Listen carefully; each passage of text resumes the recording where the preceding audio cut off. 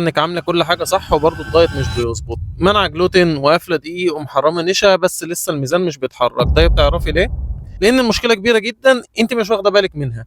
التوابل اللي بتحطيها على اكلك فيها دقيق ونشا. اه والله العظيم زي ما بقول لك كده، التوابل نفسها. تخيلي ان المشكله تيجي من اقل صنف. طيب انا هقول لك ليه وهثبت لك ليه في الفيديو ده.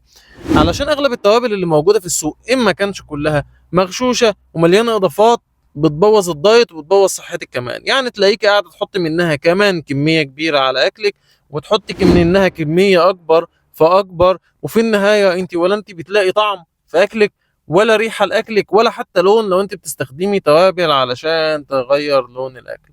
واغلبنا كلنا ملاحظين ان الفتره الاخيره ان احنا بنشتكي ان اكلنا ما عادش بيظبط طعمه، وبندور على اكياس توابل واكياس بهارات مصنعه بنبوظ بها الدايت اكتر، وكمان بنضر بيها صحتنا علشان نرجع نكهة الاكل اللي احنا بندور عليها. بس المشكلة كانت موجودة في ان احنا بنستخدم توابل مغشوشة عليها دقيق وعليها نشا، وانت في النهاية قاعدة تعملي اكل صحي وفي الاخر بتحط عليه حاجة بسيطة جدا بتضيع مجهودك. وخلي بالك الناس اللي بتخاف على صحتها او صحة ولادها لازم تبص على التفاصيل الصغيرة دي.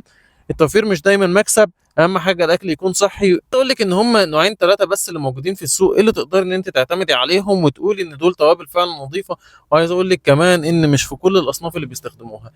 لو انت عايزه تعرفي ايه هم الشركتين الثلاثه اللي تعتمدي عليهم في اكلك وتحافظي على الدايت بتاعك، واكتب لنا كومنت وهنرد عليكي.